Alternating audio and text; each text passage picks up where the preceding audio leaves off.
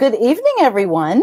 We're going to wait for an audience to join us, and I have Eddie Sundquist with me tonight, and this is extra special because I know Eddie, and it's not like an interview where I've never met the person on the other side.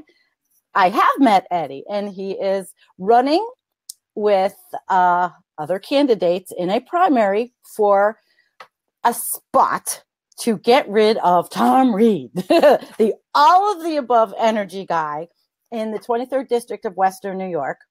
And welcome, Eddie. People will join us. Trust me. They always do. Well, I appreciate it, Sandy. Thanks so much. Thanks so much for having me. I'm really excited to answer your questions today and talk a little bit about the environment in this district and across this nation. See, we already have Mindy. Mindy does our graphic arts. I just want to give a special shout out to Mindy tonight because she has done some phenomenal things for us. So, all right, well, let's done some great stuff. Thanks, Mindy. The artwork is just beautiful. So, we'll get started. Give us a little bit about that background of yours. And I want to hear about being a science teacher. And why are you doing what you're doing? Not easy. Sure thing. Yeah, absolutely. So as you said, Sandy, I was a science teacher for several years. I taught middle school science actually in an alternative school. So when you got kicked out of public school, you saw my smiling face in the morning, which before coffee was not always the best. So I did that for a couple of years. I taught, a mix of things from biology to chemistry to physics. I actually do have a master's in science education as well. So I know a little bit about what's going on, and I will say I do like to breathe, and I do care about what's going on here in our environment. What I'm doing now is I'm running for the U.S. House of Representatives against Tom Reed, as you said, and I'm excited to be here. I grew up in the same district that I'm running, and as an attorney now came back to practice law, and it's crazy how little has changed. How little we focus on the environment here in an area with incredible natural resources, incredible mountains and lakes and places to hunt and fish and to just be, and it's incredible to me. So I jumped in the race because I wasn't going to wait for a representative to start protecting our natural resources or for a representative to help the people that are here without a job and just with nothing to do. I like that. That's my language. I definitely like that. Thank you, Eddie. Well, as we were talking a little bit earlier, I wanted to start on a little bit of your, also besides your science teacher, you represent injured workers and grieving families. And I figure that if in your practice right now, the legal experience does help because in Congress you have to read bills, and you should be reading contracts and bills. So just a little bit. Yeah, just a little bit, but I don't think half of them read what they are supposed to read. So give us, what's a day in Eddie's life? Absolutely. Well, right now I'm focused 100% on the campaign trail and really focused on getting rid of Tom Reed. But a day in my average life as an attorney, I focus in fighting for people that have just gotten hurt at work and maybe can't go back to work or have some type of injury.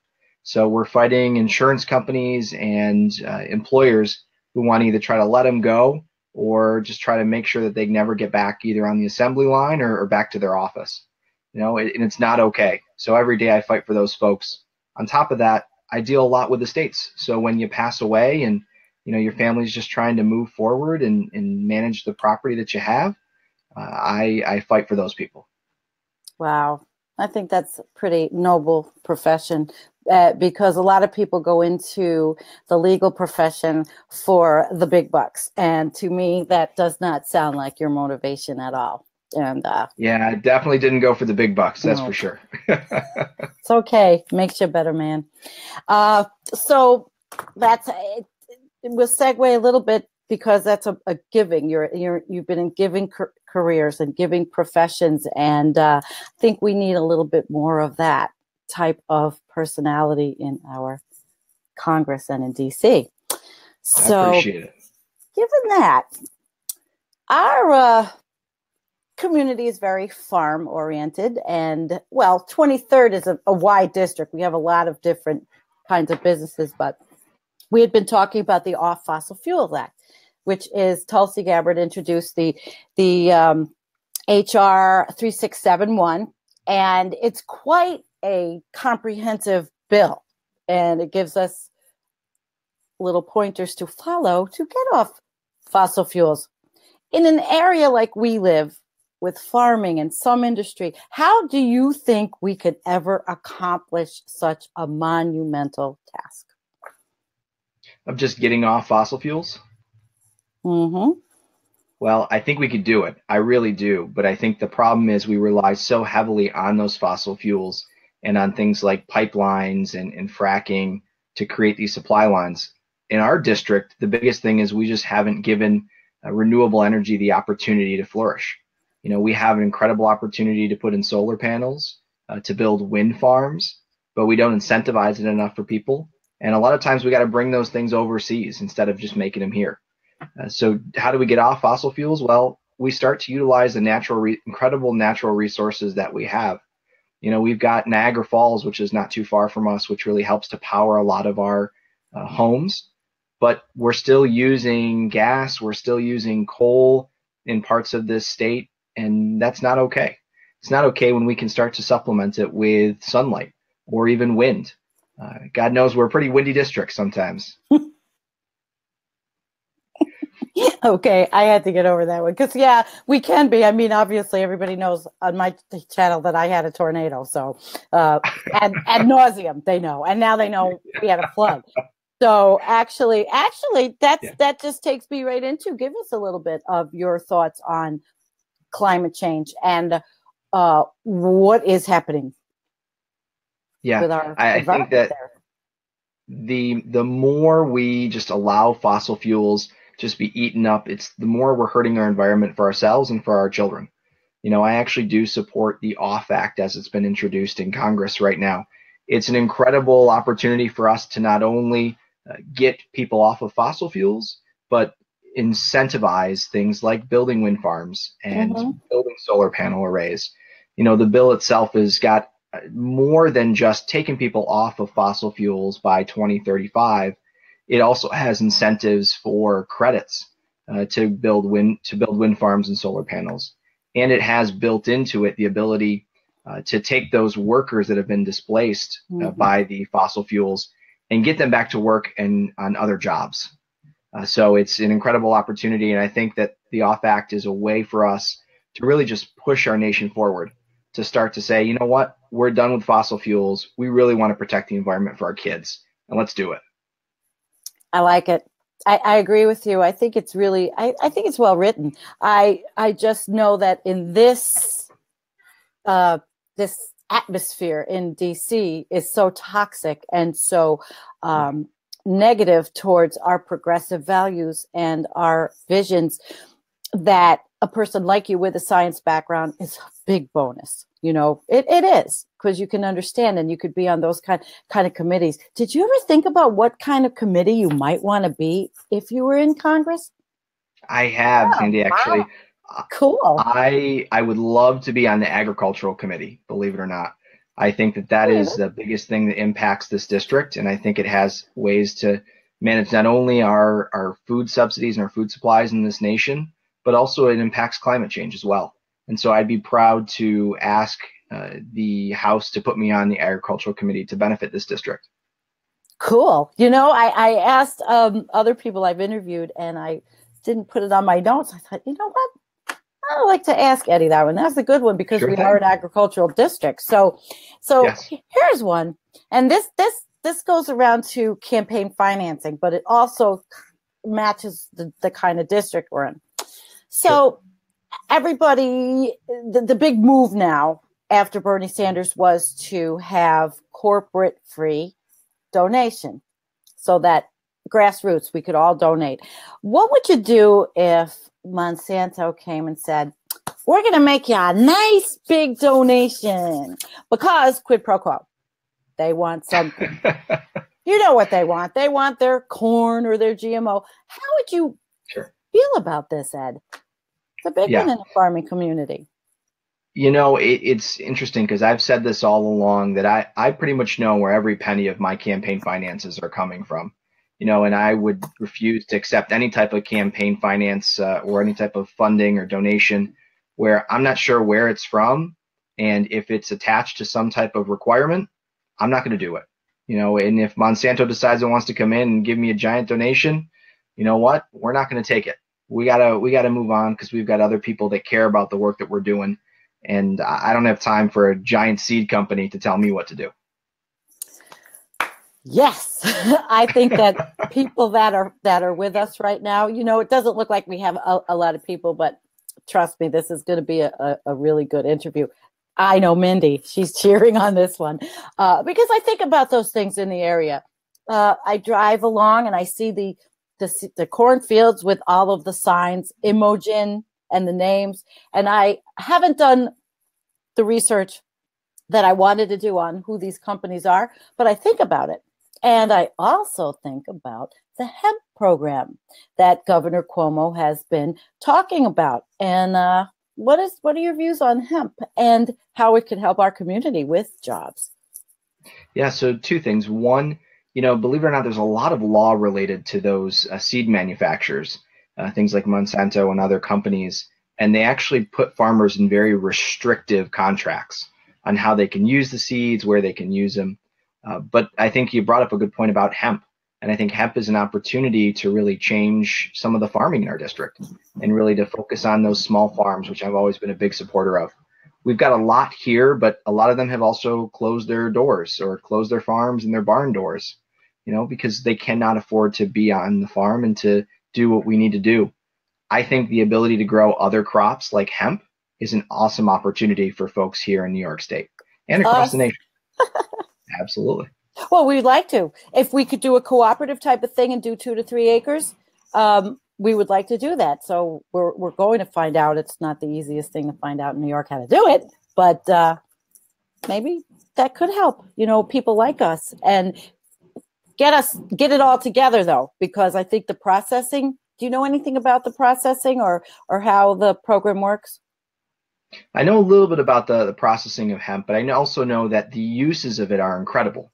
Right? We can use them for all kinds of different things. And, I see hemp as the same thing we did with hops, allowing our farmers to grow some of those plants and those things in this area really benefited the local production of, beer distributors here in this district and across New York State. And I think you could do the same thing with hemp. There's so many incredible products you can make from it. We should be able to grow it and use it for the products that they're able to. I'd like to write on it. I'd like to wear it. I'd like to grow it.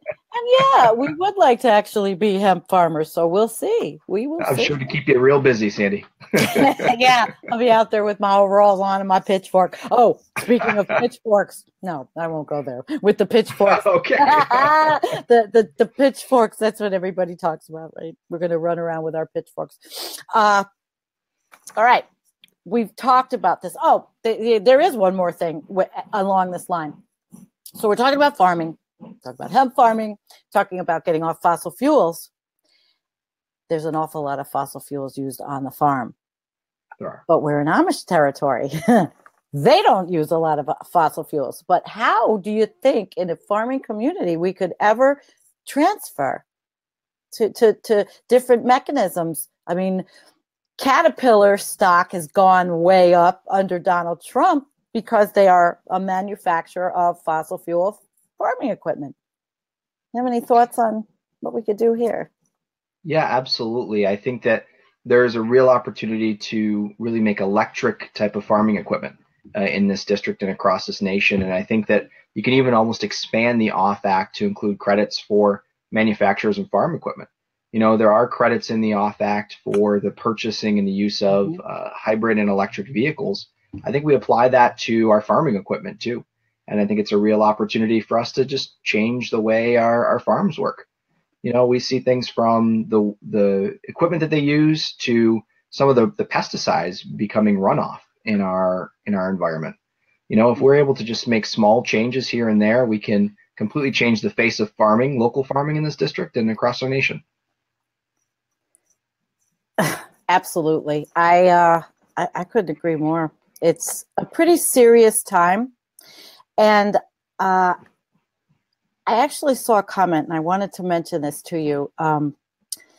Patrick McNulty had a comment: tariffs on green energy guarantee Arctic sea ice melt. And you know, I told you about how I am pretty much fixated on our Arctic. He's got a something in the brewing. He's a scientist also, and I've interviewed him. So if you get a chance, watch his interview with me because it's pretty interesting. If we don't do this and all of this carbon in the atmosphere happens, what do you think? What do you think the next step is? I'm talking about carbon technology to get it out of the air, you know, all those next steps. Do you have an idea of what you think of those? Because they're going to come through Congress. Absolutely, and I think that there should be looking at the science behind trying to fix our atmosphere and our environment.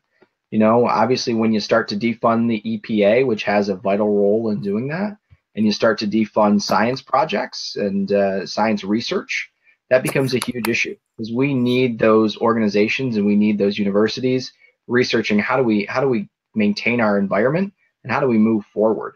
You know, we can't continue the way we're at, as we know, you know, God knows what's going to be left for our kids at this point if we don't do something. And I think that I want to make sure that we increase funding to universities and to different organizations and definitely keep the EPA and the ability for the EPA to go ahead and look at the impact of climate change. You know, we see way too much of that being defunded now and just pretending like this isn't real. It drives me crazy. And funding for research is huge. And I've been through the ebbs and flows in my career in sponsored programs research. And we went through the dry times and the not dry times. And I can imagine right now what our scientists are going through in the state university system. I mean, probably all over, but specifically in New York. Do you think that in Cornell, which is in our district, and we have other institutions of higher education, being that you're in, you know, when you're in Congress, could you bring us some money? Could you bring it home for research? How do you think you could do that? Absolutely. I think so. I think right now you're seeing a budget that just completely cuts research. You know, everything from environmental impacts to cancer research.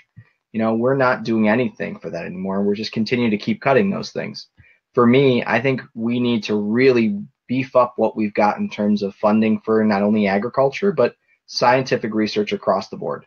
You know, you talk about this district, we have an incredible agricultural school at Cornell University, as well as some other universities in our district.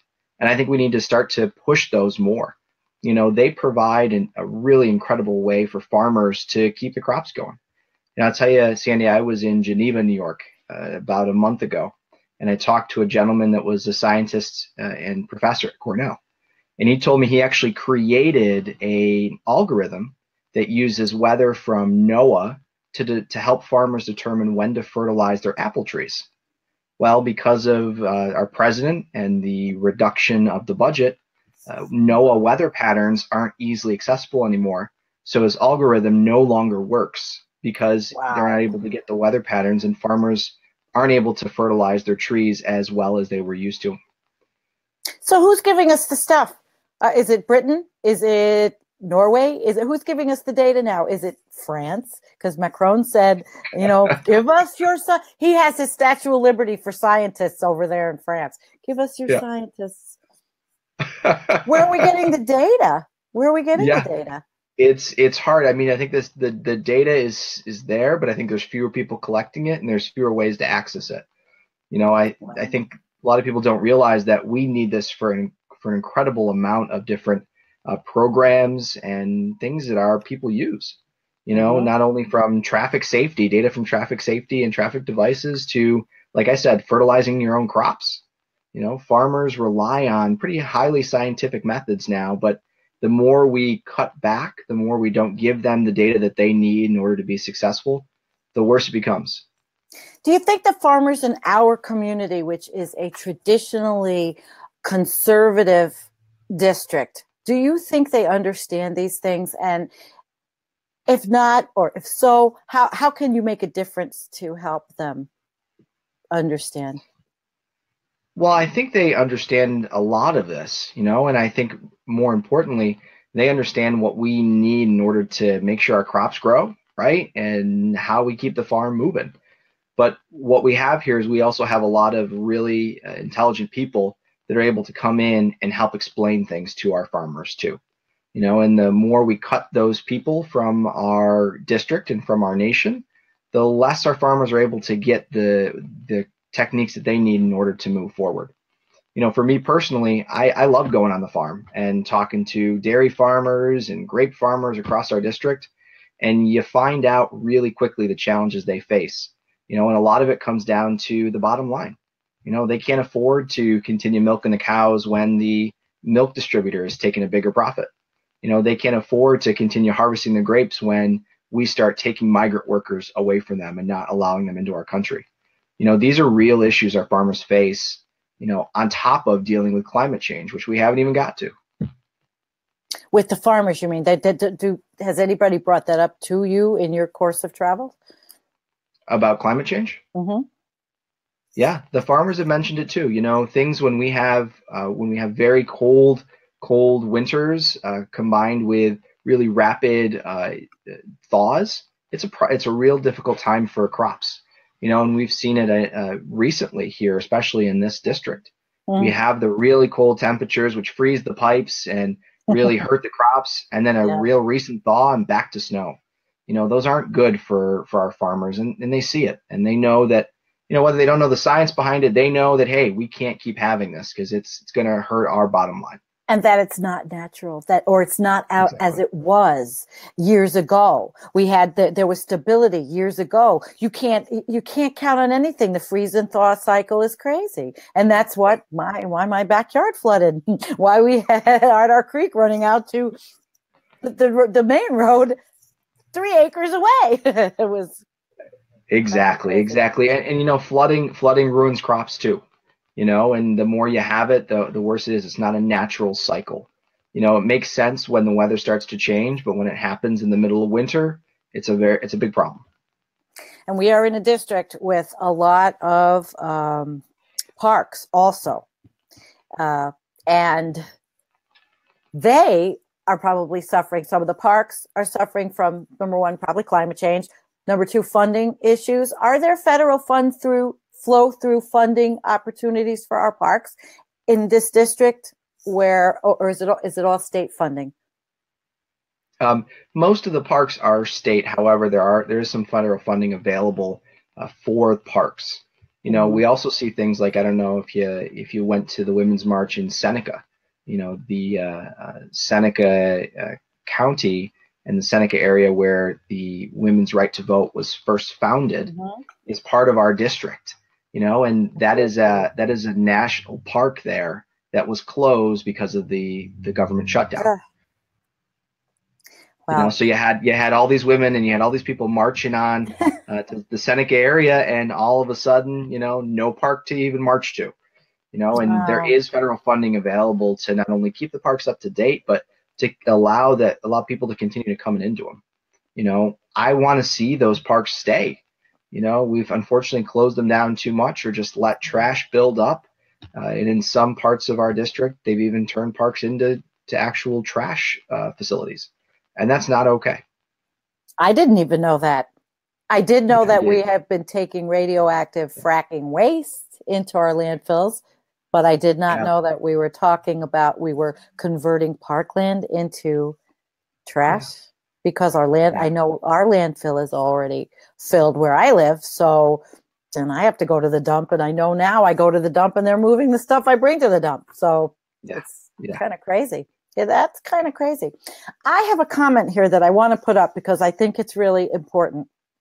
Philip Meacham, and Philip says, as a public health scientist, specifically a cancer epidemiologist, thank you for recognizing the importance of science funding for universities. We scientists do really great research, but these days only the top 10% of grants submitted even get considered for funding. Philip, I understand it because of my 20 years in higher ed research, and it is something that I know Eddie will work on, especially if gets in the committees that he wants to be, the agricultural committee, that will look at bringing funding to our district for different kinds of projects with our universities, right, Ed? Absolutely, absolutely. And I'm really focused on trying to get that funding. And Sandy, full disclosure, Mr. Meacham there is actually my partner, and he's a public health scientist. And that's one of the things he does is he actually likes to lobby me a lot for public health funding. You know, it's actually so important, really, because we need it. You know, we're not doing enough. That's great. Well, it's nice to meet you, even though you're only in words right now, Mr. Meacham, but that's very nice to meet you. But, you know, I want to segue into something. Being that yesterday was, I'm just going to be so happy here and talk about the doomsday clock. But being that was yesterday, and these are atomic scientists, tell me what your thoughts are on nuclear energy. And do you know anything about the newer types of nuclear energy people are talking about, thorium and things like that? And how would you feel if there was a proposition in our district to do that? You know, I'm not a huge supporter of nuclear energy. You know, I think that science has shown that we just have a really difficult time trying to deal with the waste and the byproducts of it. And in fact, in our district, we have nuclear storage sites that are here that we've been trying to get rid of over the course of 20 years. And it's a real problem. You know, for me in particular, I think that we need to start focusing on clean, renewable energy resources and start to move away from things like atomic nuclear energy and fossil fuels, as we talked about earlier on. You know, we need to, and I think that's the only way we move forward. I feel the same way. I do. I'm not a big fan of nuclear energy, and I've done some research on it, and I've researched the health effects of the counties around Hanford in the state of Washington. But what are you talking about? West Valley? Is that in our district, or were you talking about something else? There are parts of our district that have buried nuclear waste that's been monitored for the past 20, 30 years.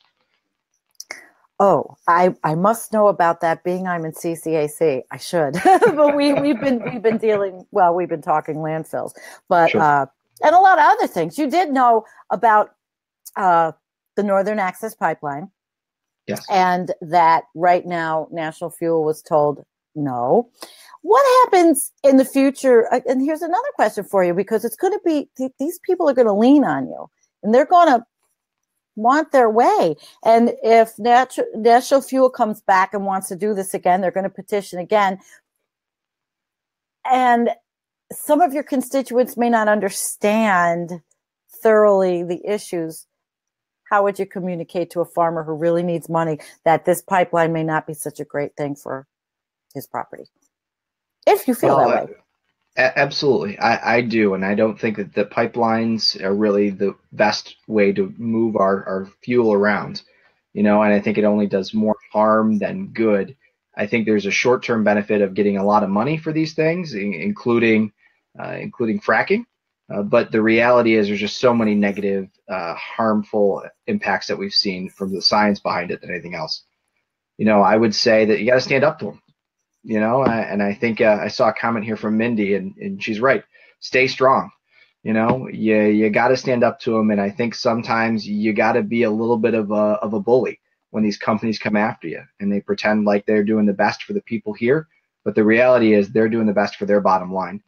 And my job is to protect our people, protect the people of our district and this nation, and that's what we got to do. I hope your young idealism doesn't get jaded and change, because it would be a sad day. And as I've been interviewing young progressives, it has been so refreshing.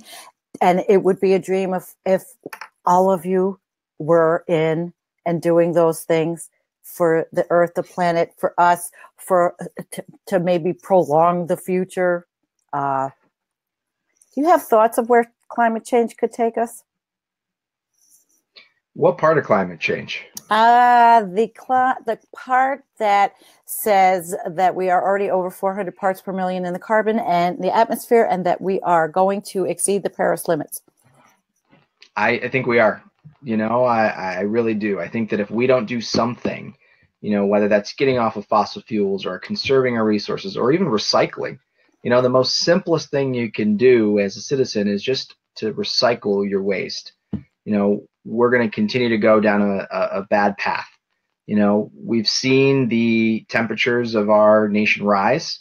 We've seen the flooding, and we've seen the thaws and the freezing. And you can see it happening day in and day out. Our winters are getting colder and our summers are getting hotter, and that's not the natural way of things. So if we don't not only get off of fossil fuels, but we need to start doing what every good person needs to do and recycle and understand what conservation is. And for me, I'm really big on communicating that. As a science teacher, as you said before, I'm really good at breaking things down and trying to get it out to people. And I would, use the resources that I have as a representative to explain those things to the people in our district. That's great, because communication is just so critical. And even though Tom Reed has his town halls and he does not like me, I live stream them. I think he really probably hates me.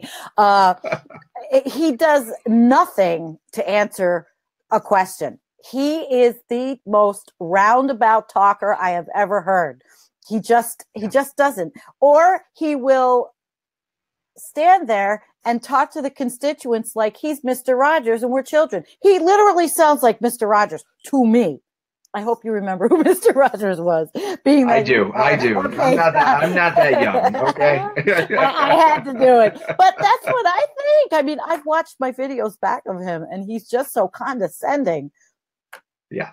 You have none of those qualities, and I just don't see that you could ever have those qualities. I don't know. I probably, I only moved to this district 3 years ago, but I definitely see where the issues are, as far as politically. I mean, you could go into the corner store and they've got Fox on all the time, 24/7.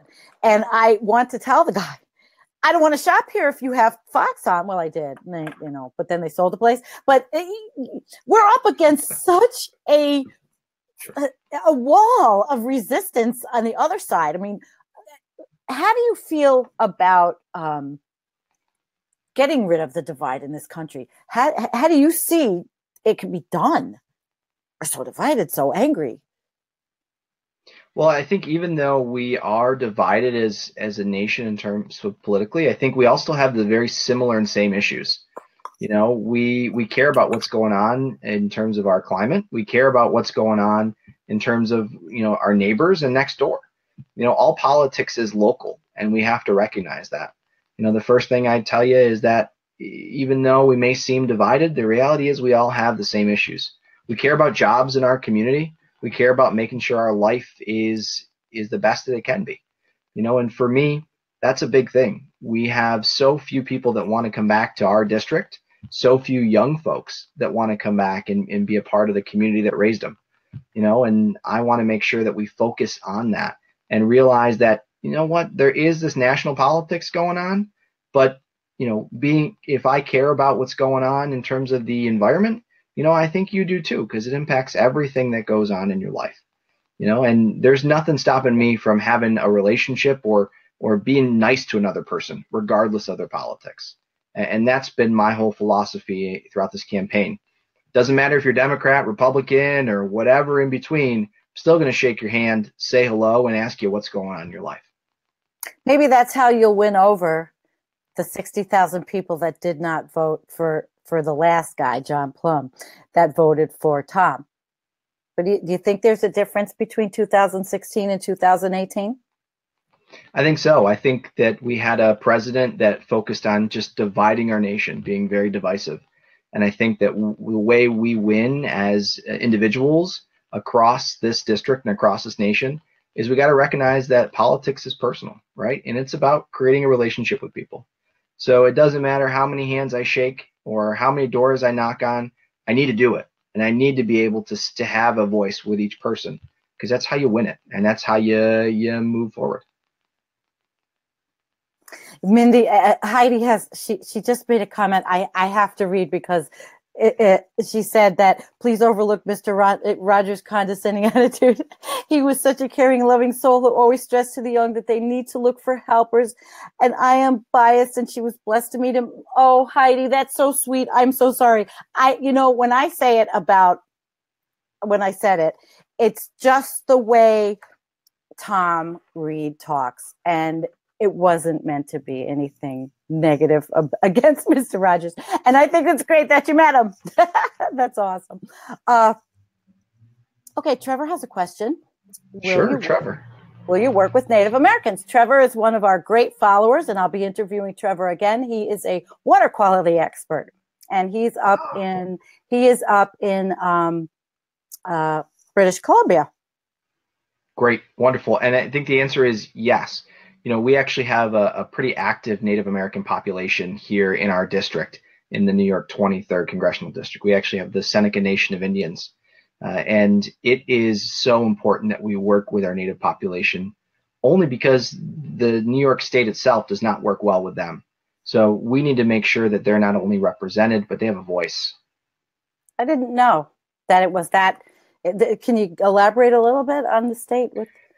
There is, yeah. So in our district, there's a lot of contention over a highway that's actually gone through Native lands, as well as there's some businesses such as casinos, which had profit sharings and revenue sharing programs.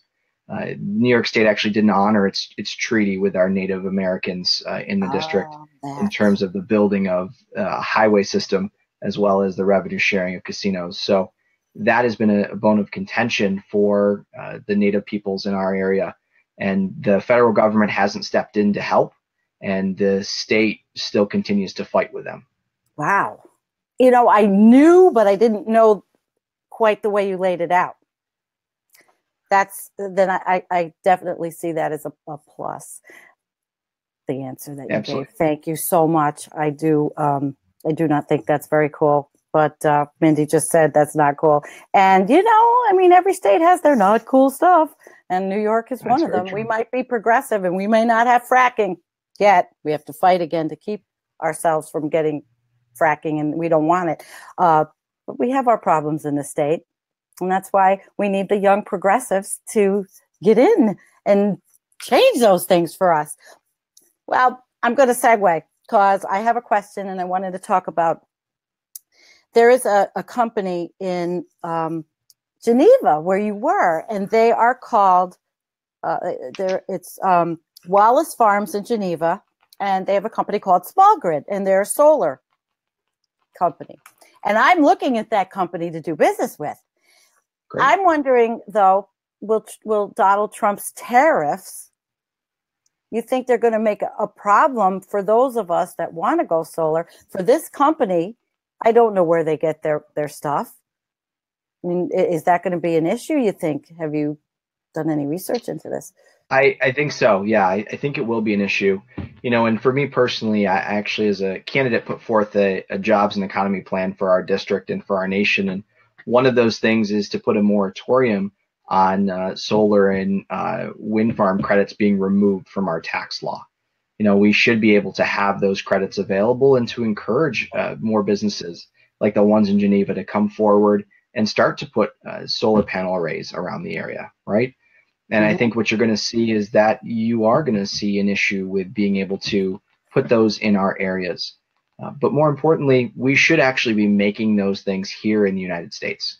I think we need to be putting our people to work to build those renewable resource mechanisms as well. And I think part of it is that the tariff is going to hurt, but I really want to be able to have a plan to encourage manufacturers to make those things here in the United States and to push them across the U.S. Okay. Well, I just don't want to see anybody get hurt, like me, who wants to get a solar installation. And the other thing about where we live, I don't know what the rules are specifically with the power sharing. I know that where I am, we get 86% or so of our power from hydro, but the rest is gas and nuclear. I'd like to see that in solar and wind, but that's a reciprocal relationship with homeowners too. It is. It is. And there's a bigger issue over making sure that the electrical grid in each state is up to date. You know, we lose a lot of power along the way because we don't have an up-to-date electrical grid. You know, so just making sure that we've got those things up to date and we can utilize our homeowners to generate electricity is really important as well. Which is exactly what we'd like to do. And it wouldn't be to say, I don't want to pay the electric bill. You know, here in my municipality, I would just like to have that. That's how we'd like to power the house going forward. And hopefully it's affordable and we can do this now that, you know, our illustrious president decided that he didn't want to help the industry and he wants to keep subsidizing fossil fuel. Yeah, I think coal is dead. You know, and I will say that out loud. I have no problem saying it. You know, I think that we've seen too many issues with coal plants, and you actually see more shutting down than they are reopening. You know, and I think we got to move forward. You know, if we aren't moving forward, we aren't doing a good enough job as a nation. Right. And we got a great question from Heidi again. And Heidi asks, what will Mr. Sundquist do to help on an international level to ensure that something like the TPP and other trade deals, even as the TPP goes forward in Europe, are not doing away with our strong local ordinances that are protecting our environment? Great question, Heidi. She's coming out with some good ones. I love it. I think that it's very important that we are really focusing on not only trade, but the way that we interact with other nations. You know, I think that right now we've got a huge issue with even just diplomacy, you know, and being able to work with other nations in order to, you know, deal with not only trade, but to deal with energy and climate change. You know, you could go as far as taking that question to the Paris Accords. You know, there's a lot of local ordinance that are still there, and I think we need to respect those, but also, you know, move forward in terms of protecting our nation from a lot of different things as well. Thank you. I have another question. In our district, going forward, we are rural. What kind of transportation system do you see for our future so that we're not driving fossil fuel vehicles everywhere? Just besides horse and buggy. Well, the horse and buggy is actually a pretty good and reliable transportation, you know, and you can be very friendly with horses. But I would say that electric rail, light rail, is a better way to get across our district, you know. And I would love to see, and would be an active proponent of putting in a rail system that gets across the entire 23rd congressional district, which covers the entire southern tier and bottom half of New York State. And I'd love to see it go as far as down to New York City as well. I think it's an opportunity to move people in this district and get us off a bit of fossil fuels.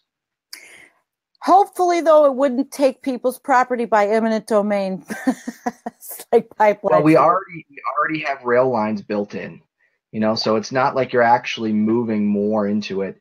It's actually being able to just utilize those same rail lines and actually get them away from the big companies that are currently holding them hostage. I had to say, I would love to be able to just go, you know, downtown to whatever's close to me and hop on a train and get to Rochester. And I don't think we can do it quite that easy. We can't do that quite that easily, but there is this hyperloop that might be coming, so we'll see how that is. Yeah, okay, well, we'll see. I think you've pretty much answered a lot of the stuff that I wanted to ask you, and I would like to ask the audience. Well, Mindy has a question on MMT, modern monetary theory. Have you heard of it? Do you know what MMT is? I'm sorry, say that one more time. I didn't Modern monetary theory. It's a financial economics theory on how money works in the United States. It's I know a little bit about it, but not a whole lot to be an expert in it. You know, I know there's a lot smarter people out there than I am, and maybe Mindy's got a better thought on it. You know, I think right now that we base a lot of our money on, you know, on a bet.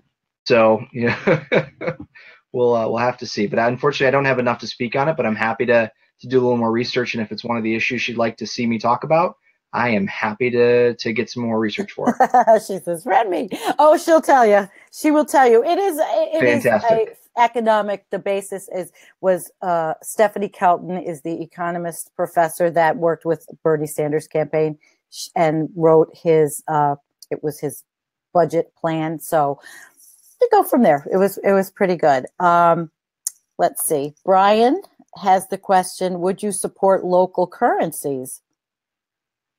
I think local currencies, depending on how they're valued, might be beneficial. I actually am a big supporter of bartering, for especially local economy.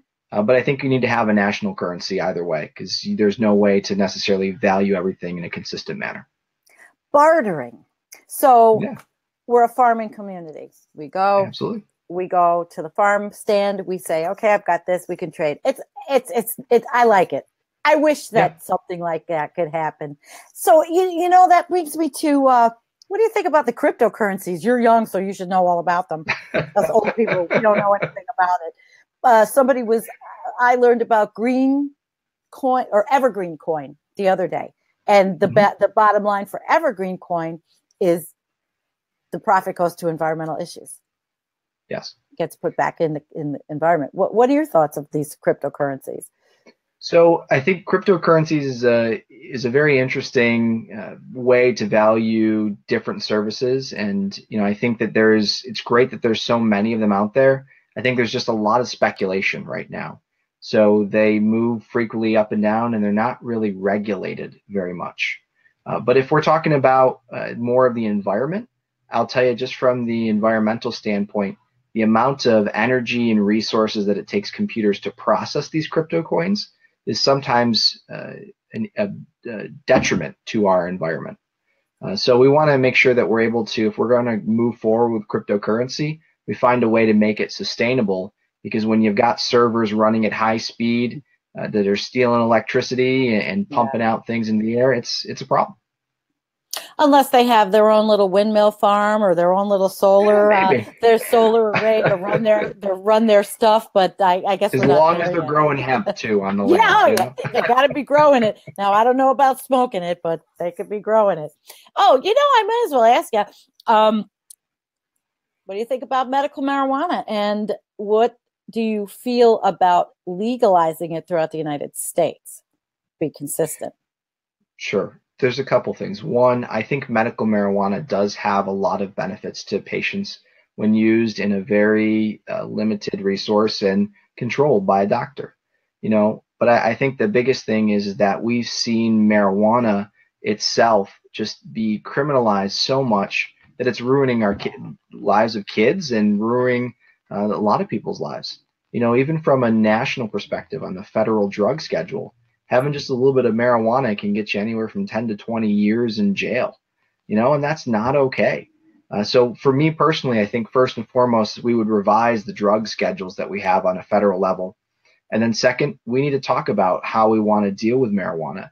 We've states that have legalized it and have seen incredible tax benefits for it. And maybe that's something we should consider nationally instead of just state by state.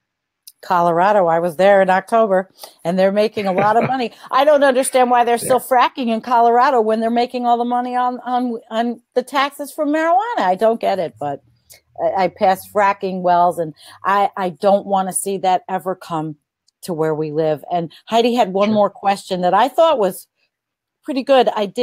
We did talk about earlier about the CPV plant.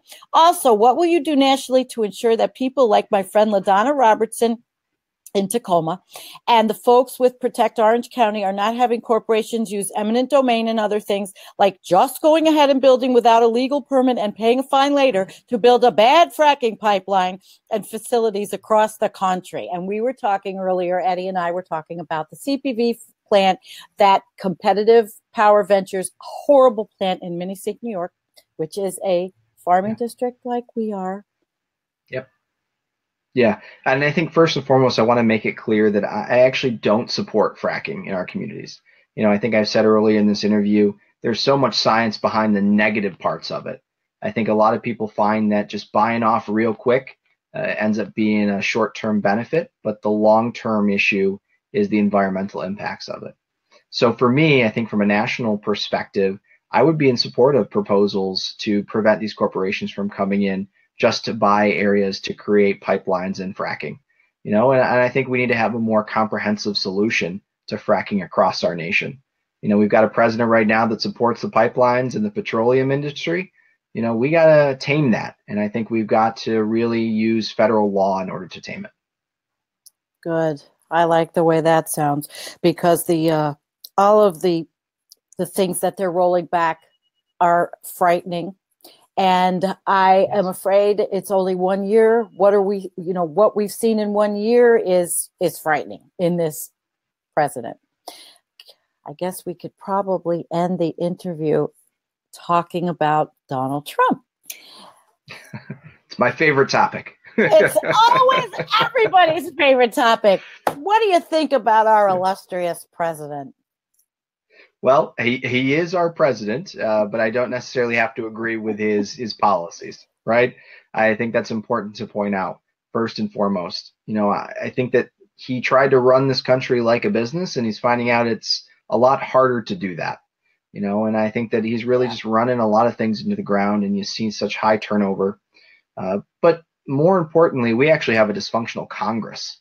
We can say all we want about the president, but the president's really just doing what the Congress is giving him the laws to do. And we have a Congress that, Republicans have 2 houses and can't get anything done. When the president talks about draining the swamp, well, the swamp isn't drained if you look at Congress. And I'll tell you what, our representative Tom Reed is part of that swamp. He sure is. He really is. And I can never forget when he calls himself the all of the above energy guy. He's the all of the above anything guy if they're the right price. That's how I feel about him. I just don't feel that he is a person that has any kind of moral compass for our community. I don't. But if we have no more questions, do we have any more questions? Patrick just says, we'll go back to fracking. Fracking causes cracking. Yeah, Eddie would know about that. Eddie's got a science background. Well, Mindy was talking. She was saying, well, Democrats aren't better. We need a new integrity party. We need integrity, period. And I think that all of these candidates, you, Eddie, and I've interviewed others that are from Washington State and from Michigan.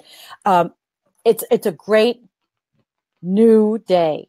And I am really happy to be alive to see this, because I haven't seen anything like this before. Even during McGovern, when I was in 7th grade, I haven't seen this many progressives in every walk of life coming out to run for office. And I want to thank you. And I want to thank you for being with us. We will definitely share this, and we will do this again. Can you tell us where we can get in touch with you? Where anybody that would like to make a donation, please think about giving Eddie a donation. And closing words. Absolutely. Well, Sandy, first off, thank you for having me on the Environmental Coffee House. It's incredible, some of the work that you guys do and the people that you have on here. If we don't as a nation start making sure that we keep our environment the way it is, we're going to lose it. And that's not okay. So thank you for having me here. I'd love to invite anyone who's interested to go to our website. It's just eddiesundquist.com. You can probably see it behind my head over here as well. But feel free to go there, and you can check out our issues, and you can check out information. And I welcome anyone who wants to give me a call or send me an email and just reach out. There is a phone number and there's an email on the website. We try to be as responsive as possible, and just ask any question you want. No questions too outrageous for us. So we want to make sure we answer those things for people. But I appreciate you having me on and spending your Friday night with me.